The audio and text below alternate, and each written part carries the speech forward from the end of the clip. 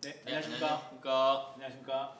오늘 지금 저희 의뢰해주신 분들 중에 이런 내용으로 또 어제 또 많은 분들이 또 이렇게 상의를 하셔가지고 저희가 좀 정리를 해드리려고 네. 그 내용을 좀 준비해봤습니다. 지금 하루 인베스트와 관련된 건데요. 하루 인베스트 같은 경우는 지금 예치 상품이 두 가지로 구분이 돼 네, 있었고 그 중에 하나는 원금 보장형 상품. 그리고 하나는 원금이 보장되지 않고 투자의 리스크가 높다. 그래서 나중에 손실 위험이 있다고 동의한 상품. 이 두 가지로 구분이 되는데 이게 저희가 법적인 절차를 진행하면서도 이 두 가지 상품에 대해서 차별적으로 결과가 나오는지 이거에 대해서 좀 궁금합니다. 예, 그 오픈 채팅방에서 뭐 채권자들 사이에서 많은 얘기가 오가는 것 같은데요.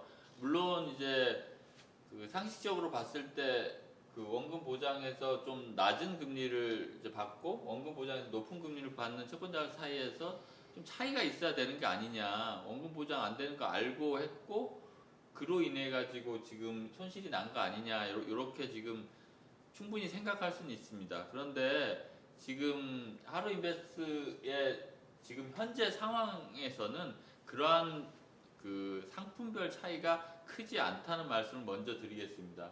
그래서 이제 순서대로 조금 이해를 위해서 형사 절차와 관련된 말씀부터 드리겠는데요. 저희가 지금 하는 형사 절차 부분은 하루 인베스트먼트가 여러 가지 상품이나 이런 걸 가지고 기망을 하고 첫 번째는 이제 적극적으로 이게 좋다, 원금 보장된다, 아니면 뭐 고수익이 보장된다 이렇게 기망을 했다는 것이고 두 번째로는 되게 위험한 뭐 마진 트레이더들에게 뭐 자산을 위탁해서 운용하도록 하거나 하는 그러한 내용을 얘기를 해야 되는데 얘기하지 않은 부작위한 기망 두 개를 지금 이유로 특경 사기로 지금 고소한 상황입니다. 그럼 사기가 되면 어떻게 되냐면 예치하는 순간 그 속아서 자산을 처분했기 때문에 사기죄가 기수가 돼서 이때 바로 손해배상 채권이 발생합니다. 그래서 예치한 금액 자체가 손해배상 채권이 되는데요.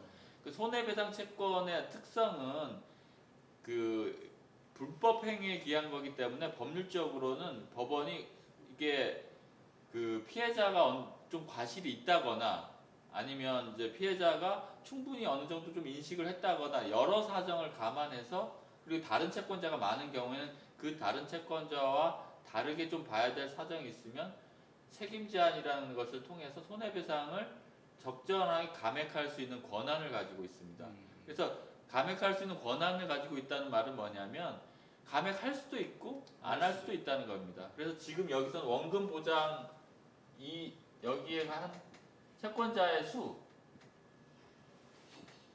금액, 그 다음에 뭐 기망을 당한 정도, 원금 보장 안 하는 분들은 어느 정도까지 위험을 부담했는지, 그리고 이 사람들도 마찬가지로 그 수, 채권의 금액 이런 걸 전부 감안해서 적당한 정도로 이제 감액할 가능성이 있다. 그래서 원금 보장은 이제 100% 인정받는다고 한다면 이제 원금 보장이 안 되는 경우에는 이 사건을 봐서 뭐 50%에서 100% 사이에서 그러니까 100%도 똑같이 볼 수도 있고요. 그렇지 않으면 50% 정도까지도 낮아질 가능성이 있는데 이건 일률적으로 말씀 못 드리고 아까 말한 대로 이 금액이라든지 이런 걸 전부 감안하고 원금 보장 안 된 사람들은 어느 정도로 이 사람들이 위험을 부담했는지를 봐야만 가능하게 됩니다. 그래서 결국은 저희는 이제 형사가 끝나면 회생 절차를 하게 되는데요.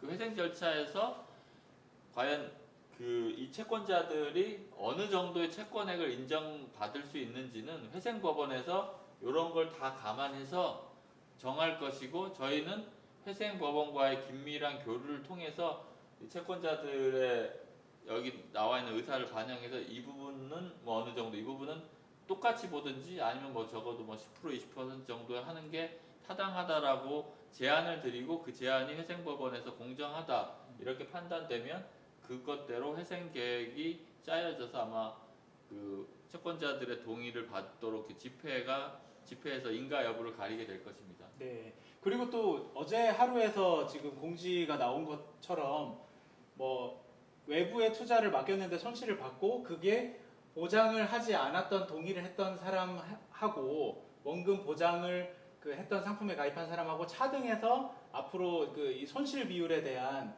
부담을 달리 가중시키겠다. 뭐 이렇게 지금 안내를 하고 있는데. 네네. 그거는 뭐 충분히 그렇게 예측은 가능한데, 근데 그 전제는 뭐냐면 하루 인베스트가 존속 가능하고 계속해서 영업을 한다, 이런 전제에서 출발하는 겁니다. 그래서 법정 관리가 들어간다면 그러한 내용은 법원의 허가를 받아야서 막 그렇게 할 수 있는 거고, 그래서 저는 하루가 그렇게 하겠다라고 말한 거는 의미가 없다.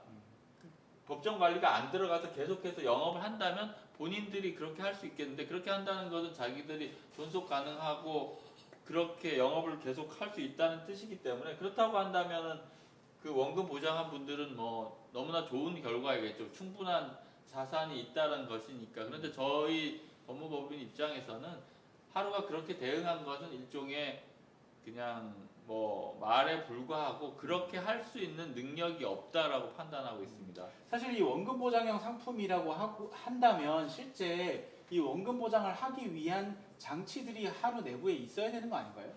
맞습니다. 그래서 지금 코인베이스 같은 경우, 그리고 이제 미카 법안 같은 경우, 그 유럽의 미카 법안 같은 경우는 고객의 자산을 회사 자산과 분리해서 회사의 부도 위험에서 고객 자산을 분리하도록 하고 있습니다. 그게 이제 신탁 제도인데요.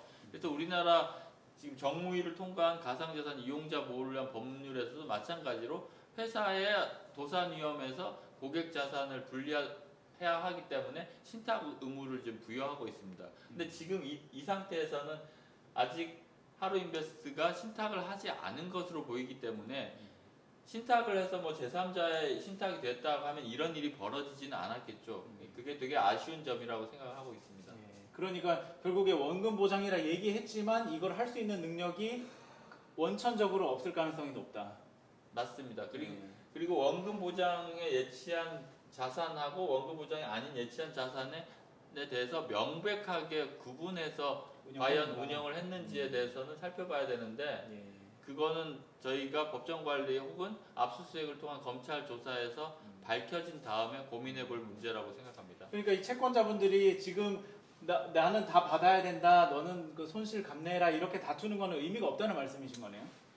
예, 저는 의미가 없는데, 뭐 물론 여기서 본인의 주장을 계속 얘기하고 싶은 생각은 이해는 하고 있습니다. 근데 저희는 진행 과정에서 보다 정확한 법률적인 정보를 알려드리도록 노력하겠습니다. 네, 지금 저희 많은 분들께서 또 계속 저희한테 이제 수임을 해주고 계신데, 저희가 그러면 그런 분들의 이해관계를 잘 정리해서 법원에다가 의사를 전달하고 변제안을 짜고 이런 식으로 절차를 앞으로 진행하게 되겠네요. 예, 맞습니다.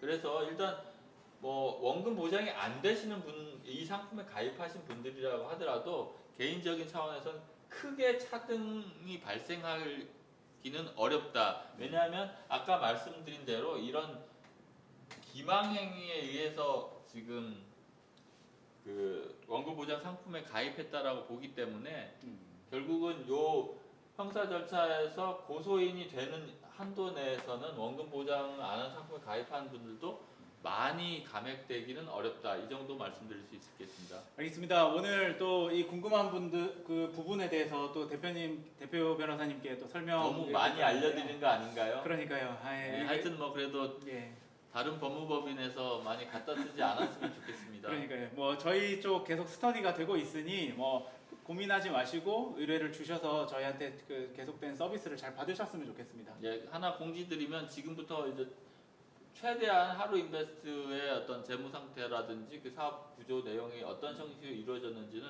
저희도 노력해서 별도로 그 조사를 해서 알려드리도록 하겠습니다. 네, 알겠습니다. 네, 감사합니다. 네.